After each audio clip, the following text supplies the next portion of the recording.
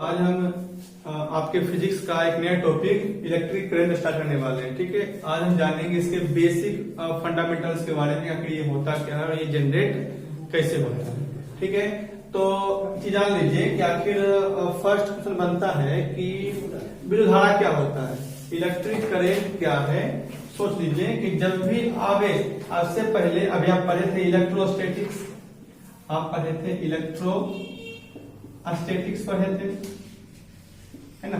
तो इलेक्ट्रोस्टैटिक्स में जो चार्ज था वो क्या था, चार्ज क्या था, वो चार्ज जो था वो रुका हुआ था। चार्ज क्या था, रुका हुआ था। लेकिन अब हम पढ़ रहे हैं इलेक्ट्रिक करंट पढ़ रहे हैं। इलेक्ट्रिक करंट में चार्ज रुका हुआ नहीं रहेगा, बल्कि चार्ज जो होगा वो मूव करेगा। ठीक है, इलेक्ट्रोस्टैटिक्स में आप पढ़े होंगे, पढ़े होंगे कि चार्ज क्या होता है, वो रुका हुआ होता है। ठीक है, और इसमें आप पढ़िएगा कि इलेक्ट्रिक करंट में क्या होता है कि चार्ज क्या होता है, वो मूव करता है।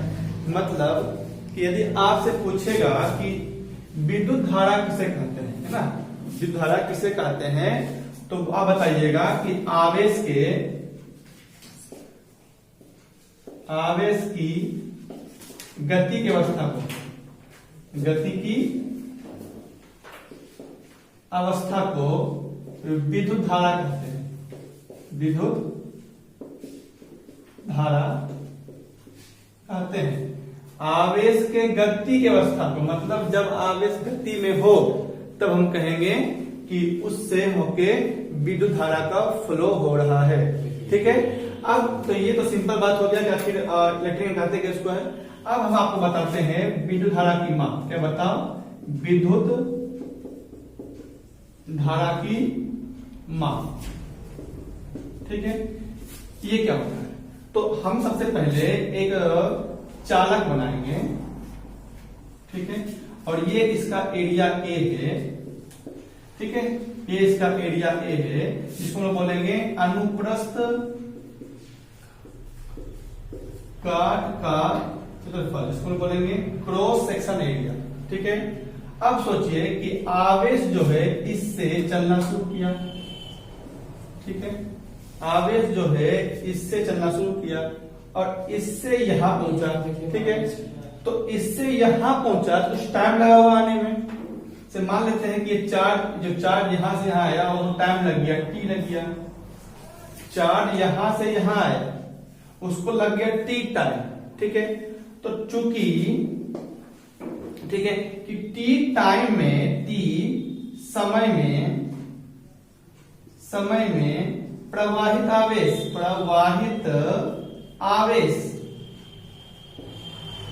इतना है, क्यू है। इसलिए वन समय में प्रवाहित कैसे हो जाएगा, क्यू बाई टी। मतलब कि एक समय मतलब सेकंड है कुछ भी, एक इकाई में जो आवेश प्रवाहित होगा उसको हम लोग विद्युत धारा कहेंगे, या उसको हम लोग विद्युत धारा की माप कहेंगे। समझ गए होंगे कि इकाई समय में किसी चालक के अनुप्रस्थ काट के एक सिरे से दूसरे सिरे में इतना आवेश आएगा। इकाई समय में चालक के एक सिरे से दूसरे सिरे तक जितना आवेश का फ्लो होगा, उसी आवेश को हम लोग क्या कहेंगे, बताओ, विद्युत धारा कहेंगे। ठीक है, तो इसको हम डिफाइन कर सकते हैं कि इसको कि इकाई समय में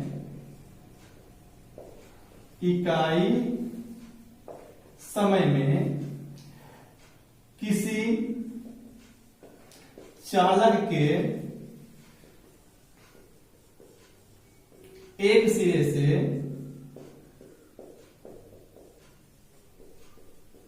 दूसरे सिरे तक जितना आवेश का प्रवाह होगा उसे विद्युत धारा कहेंगे। ठीक है, कहेंगे, अर्थात I = क्या हो जाएगा, Q/T। आगे क्या हो जाएगा Q/T। अब सोचिए कि चूंकि इसमें तो इलेक्ट्रॉन का फ्लो हो रहा है, ठीक है, तो मान लेते हैं कि इकाई समय में मतलब टी समय में यदि n इलेक्ट्रॉन यहां से यहां आ रहा है, सपोज कीजिए हम बता रहे हैं कि सोचिए कि यहां से यहां n इलेक्ट्रॉन फ्लो हो रहा है, क्योंकि चार्ज मतलब इलेक्ट्रॉन फ्लो हो रहा है, तो यदि सोचिए कि यहां से यहां यदि n इलेक्ट्रॉन फ्लो हो रहा है तो क्या आप बोल सकते हैं Q equal to NE, Q equal to लिख सकते हैं ना, Q इक्वल टू NE। क्यों? क्योंकि ये चार्ज क्या है, ये charge in the form of electron, तो चार्ज जो है इलेक्ट्रॉन के रूप में फ्लो हो रहा है। सोचिए कि यदि t समय में n इलेक्ट्रॉन फ्लो हो रहा है तो क्या Q इक्वल टू कर सकते हैं NE, इसलिए फिर से I इक्वल टू क्या NE/T लिख सकते हैं। मतलब यदि आप करेक्ट चार्ज दिया हुआ हो तब तो निकल जाएगा फ्लक्स इलेक्ट्रॉन, तब तो निकल जाएगा आपका विद्युत धारा। लेकिन आपको चार्ज नहीं देके इलेक्ट्रॉन के टर्म में दिया हुआ हो तो आप चार्ज निकाल लोगे कि charge Q equal to NE होता है और बटा T धर देंगे। इस तरह से आपका ये मोटा मोटी समझ में आपको आ गया होगा कि आवेश क्या होता है। तो जब भी किसी वायर में चार्ज फ्लो करता है मतलब चार्ज गति में रहता है तो हम बोल देंगे कि उसमें आवेश का प्रवाह हो रहा है। और माप बताए थे कि किसी भी चालक के अनुप्रस्थ काट के एक सिरे से दूसरे सिरे तक है ना इकाई समय में जितना आवेश निकलेगा इस अनुप्रस्थ काट क्षेत्रफल से उसको हम लोग धारा कहेंगे, है ना, लिखा हुआ है, ठीक है, इसको देख लीजिए। चलिए उसके बाद बताते हैं आपको कि विद्युत धारा की दिशा क्या क्या हो सकती है, ठीक है। तो देखिए कि हम बताए थे कि विद्युत धारा होता क्या है, तो आवेश प्रवाह की तरफ, आवेश मतलब बुझे ना, आवेश का सेंस यहाँ प्रोटॉन और इलेक्ट्रॉन दोनों से, ठीक है। तो हम देखिए हम क्या देख रहे हैं, एक बार हम चालक लिए और इसमें इलेक्ट्रॉन फ्लो कर रहा है इधर से इधर, मतलब ये जो दिशा होगी ये इलेक्ट्रॉन दिशा है ना, ये दिशा क्या होता है, दिए हैं कि इलेक्ट्रॉन दिशा है। तो इलेक्ट्रॉन इधर से इधर भाग रहा है तो इलेक्ट्रिक करंट क्या होगी, इसके जस्ट अपोजिट, ठीक है, इसके जस्ट क्या बता हो जाएगी, अपोजिट रहेगी, ये इलेक्ट्रॉन के लिए। अब आते हैं प्रोटॉन में आते हैं, तो सपोज कीजिए इस बार प्रोटॉन इधर से इधर भाग रहा है, ये भी चार्ज है वो भी चार्ज है, दोनों कारण जरूरी नहीं है कि इलेक्ट्रॉन के कारण चार्ज होगा, दोनों कारण इलेक्ट्रिक करंट होगा, ठीक है।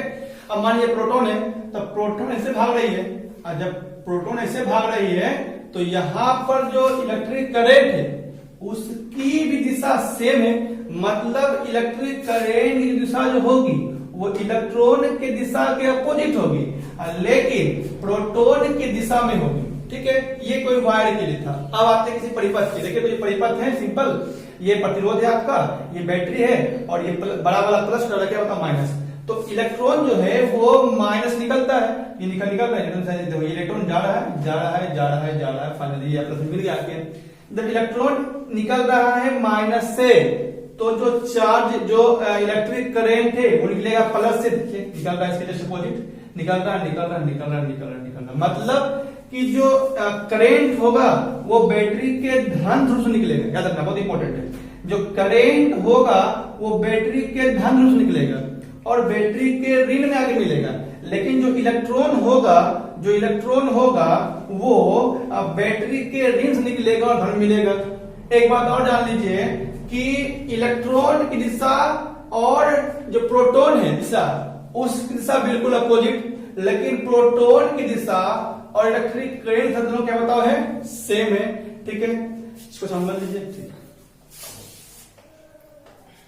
चलिए अब विद्युत धारा का मात्रक और उसकी बीमा क्या होगी और वो कौन सी राशि सदिश से गदिश से, इस पर भी हम डिस्कस करने वाले हैं, तो ध्यान समझिएगा कि विद्युत धारा का मात्रक मतलब आज बताया था आपको कि I इक्वल टू क्या होता है, Q/T, ठीक है।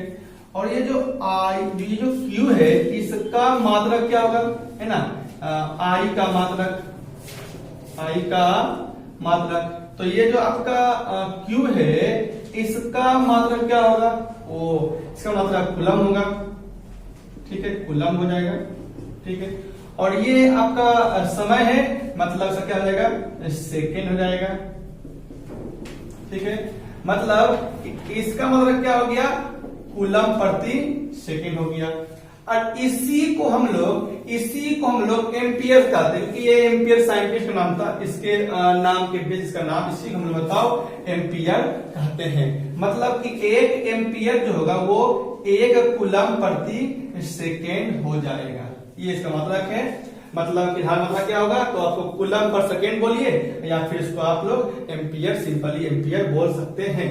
अब आते हैं बीमा में, ठीक है, आई का बीमा तो पता है ना, ये चार्ज है, ठीक है, और क्या होता है एटी, क्या होता है एटी अपन क्या होता जाएगा ये टी, करता क्या आगे तो आ गया सिंपल, कितना सिंपल क्या आ गया ए आ गया। अब बात करते हैं इसकी दिशा के बारे में, इसकी राशि है कौन सी राशि है, ठीक है। तो इसमें थोड़ा लफड़ा क्या है, देखिए कि ये जो है विद्युतधारा जो है इसके पास दिशा भी है, इसके पास परिमाण भी है, इसके पास दिशा भी है, इसके पास परिमाण भी है, फिर भी इसको हम लोग अदिश मानते हैं। ऐसा क्यों? विद्युत धारा के पास दिशा भी है और परिमाण भी है, फिर भी इसको हम लोग अदिश क्यों मानते हैं, यह एक बड़ा मैटर रखता है।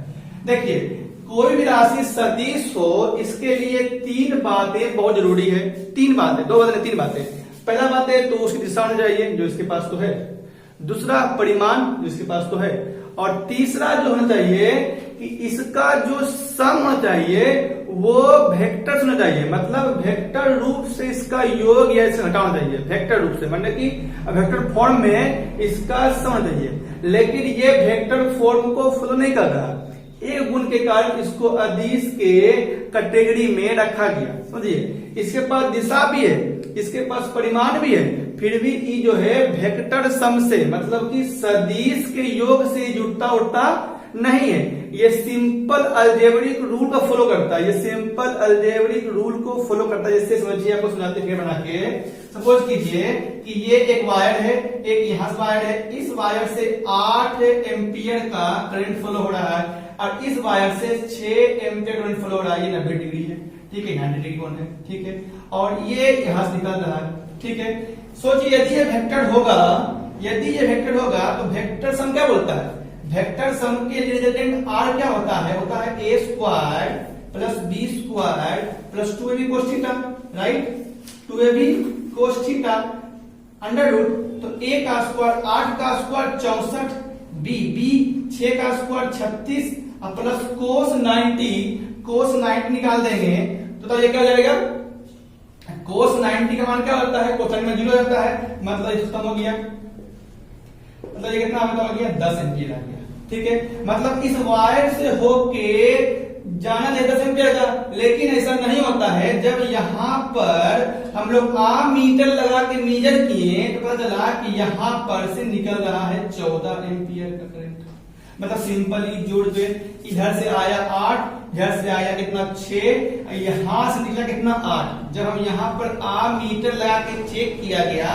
तो पता चला कि इससे 14 एम्पियर का करंट फ्लो हो रहा है, जबकि वेक्टर सम के अकॉर्डिंग इससे जाना चाहिए था 10 एम्पियर का, लेकिन जा रहा है 14 एम्पियर का। मतलब ये जो है वेक्टर रूल को, समेशन ऑफ वेक्टर रूल को फॉलो नहीं कर रहा है, ये सिंपल अलजेब्रिक रूल को फॉलो कर रहा है, इसलिए इसको हम लोग कहेंगे बताओ अदिश राशि है। क्यों मजा आ गया? क्योंकि बोलेगा क्योंकि भैया इसके पास दिशा भी है, परिमाण भी है, लेकिन फिर भी ये वेक्टर के सम को फॉलो नहीं करता है, इसलिए इसे अदिश राशि माना गया है, ठीक है। नोट कीजिए। चलिए अब देखते हैं आगे 1 एम्पियर क्लास 1 एम्पियर क्या होता है। सोचिए कि इसको हमें एक करना है, इसको हमें एक करना है, और ये कब होगा, जब मेरा ये भी एक होगा और ये भी एक होगा, मतलब कि 1 कूलम होगा और 1 सेकेंड होगा। सिंपल बोल सकते इसमें कि यदि 1 कूलम का आवेश चालक के एक सिरे से दूसरे सिरे तक 1 सेकेंड में प्रवाहित हो तो जो धारा का मान होगा वो 1 एम्पियर होगा। बुझा गया? क्या बताओ कि यदि 1 कूलम का आवेश चालक के एक सिरे से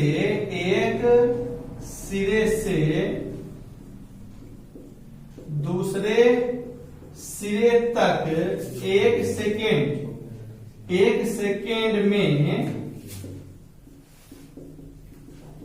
प्रवाहित हो तो उससे उत्पन्न धारा का मान 1 एम्पियर का होगा। 1 एम्पियर का होगा। और आपको बताया गया था कि 1 कूलम में कितने इलेक्ट्रॉन होते हैं, है ना। 1 कूलम में तो पता है आपको, फिर सुनाते हैं Q बराबर क्या होता है Ne या N इक्वल टू क्या होगा Q बाई E। Q हम बताए 1 कूलम तो 1 ले लेंगे, और इलेक्ट्रॉन हो जाता तो 1.6 इंटू 10 की पावर -19, तो इसको 100 में कितना जाएगा 6.25 इंटू 10 की पावर 18 इलेक्ट्रॉन। मतलब कि आपसे पूछेगा कि एक कूलम में इलेक्ट्रॉनों की संख्या कितनी होती है, बताओगे 6.25 into 10 to the power 18 electron, है ना। एक कूलम में इलेक्ट्रॉनों की संख्या, एक कूलम में इलेक्ट्रॉन्स की संख्या कितना जाएगा 6.25 इंटू 10 इलेक्ट्रॉन। आपसे इसे पूछेगा कि यदि 1 एम्पियर की धारा को 1 एम्पियर, यदि आपको इसे पूछेगा कि एक एम्पियर में कितने इलेक्ट्रॉन जो होंगे वो चालक के एक सिरे से, मतलब 1 सेकेंड में, तो आप बताओ इसमें कितना जाएगा 6.25 इंटू 10 की पावर 18 इलेक्ट्रॉन इससे निकलेगा, इसमें आएगा और इससे क्या हो जाएगा, निकल जाएगा। ठीक है, इसको भी नोट कर लीजिए अक्सर। चलिए एक नया टॉपिक है कि धारा घनत्व तो क्या होता है, करेंट डेंसिटी क्या होता है। नाम ही है डेंसिटी से, ठीक है, डेंसिटी। ठीक है, अब सोचिए कहते किसको है, तो सपोज कीजिए कि इधर से चार्ज का फ्लो हो रहा है, इधर से चार्ज का फ्लो हो रहा है, ठीक है, और चार्ज जो है इस एरिया से निकल रहा है, चार्ज जो है इस एरिया से, जो आपका अनुप्रस्थ काट का क्षेत्रफल है उससे निकल रहा है, ठीक है, निकल रहा है। ठीक है, तो ये तो एरिया ए है, ये एरिया 10 हो सकती है, 20 हो सकती है, मैटर उसे नहीं है। ठीक है, तो आपको बोल रहा है कि आखिर चार्ज डेंसिटी क्या होता है। तो ये हम फिर बता रहे हैं कि जो एरिया है, ये एरिया कुछ भी हो सकती है, 10, 20, 50 कुछ भी सकती है। तो हमको इसे 10, 20, 50 से मतलब नहीं है, इसके एकांक क्षेत्रफल से इतना करेंट गुजरेगा, रखिएगा, इसके एकांक क्षेत्रफल से जितना भी करेंट का फ्लो होगा, उसी करेंट की मात्रा को हम लोग धारा घनत्व कहेंगे, जिसे हम लोग J से डिनोट करेंगे। तो J equal to I upon क्या जाएगा A, I अपॉन क्या जाएगा A। मतलब आपको इस ध्यान से कीजिएगा, तो बोलिएगा कि किसी चालक के अनुप्रस्थ काट के एकांक क्षेत्रफल, लगेगा एकांक क्षेत्रफल से गुजरने वाला धारा का मान ही धारा घनत्व कहलाता है। किसी चालक के अनुप्रस्थ काट के एकांक क्षेत्रफल से गुजरने वाला धारा का मान ही धारा घनत्व कहलाता है। मतलब इस क्रॉस सेक्शन एरिया से जो कि करंट उधर से फ्लो होते आ रहा है, दौड़ते हुए आ रहा है, तो ये पूरा गुजरेगा। तो हमको पूरा से मतलब नहीं है, इसके एकांक क्षेत्रफल से जितना करंट गुजरेगा उसी को हम लोग कहेंगे धारा घनत्व। चलिए इसका अभी बात करते हैं इसके मात्रक के बारे में। तो ये तो करंट है और धारा का मात्रक मतलब एम्पियर होता है, और ये आपका एरिया है, ये क्या बताओ है क्षेत्रफल, ये क्या है क्षेत्रफल है, ठीक है, ये क्या बताओ है क्षेत्रफल है। तो क्या हो जाएगा, मीटर स्क्वायर जाएगा, क्या हो जाएगा, एम्पियर प्रति या एम्पियर मीटर इनवर्स 2। ठीक हो गया। अब इससे पूछेगा बीमा क्या होता है, बीमा क्या होगा, इसकी बीमा क्या होगी, तो इसकी जो बीमा होगी फिर निकाल लेंगे। ये करेंट है तो करेंट बीमा होता है ए, और ये एरिया क्या होता है एल स्क्वायर, सोल में जाएगा ए एल इनवर्स 2। अब बात करते हैं इसकी दिशा क्या होगी, दिशा वाली कौन सी राशि है, तो जान लीजिए कि ये जो है सदिश राशि है, क्योंकि ये जो है इस एरिया के लंबवत निकल रहा है ना, किसी चालक के अनुप्रस्थ काट के एकांक क्षेत्रफल से लंबवत कर दीजिए, लंबवत गुजरने वाला, तो एकदम इसकी दिशा फिक्स है कि ये जब भी गुजरेगा तो क्षेत्रफल के लंबवत ही गुजरेगा, लंबवत ही गुजरेगा। इसलिए यह क्या बताओ है, यह जो है सदिश राशि है, देखिएगा सदिश राशि है जिसकी दिशा धारा की दिशा की होगी, धारा की दिशा की ओर होगी, मतलब धारा ही तो है, ये धारा ही तो है। अंतर क्या है कि ये इस अनुप्रस्थ काट के क्षेत्रफल के लंबवत पास हो रहा, ये धारा ही तो है, मतलब इधर धारा की दिशा होगी उधर ही इसकी दिशा होगी। धारा का शेष प्रोटॉन से भी है, मतलब इधर प्रोटॉन दिशा होगी, मतलब इधर धन आवेश, जिधर धन आवेश दिशा होगी उधर ही इसकी दिशा भी होगी। तो कंफ्यूजन नहीं कीजिएगा, विद्युत धारा अदिश राशि है, और जबकि धारा तो क्या है, सदिश राशि है। यहां तक आप लोगों को अच्छा से समझ में आ गया होगा, ठीक है, इसको अच्छे से नोट कर लीजिए।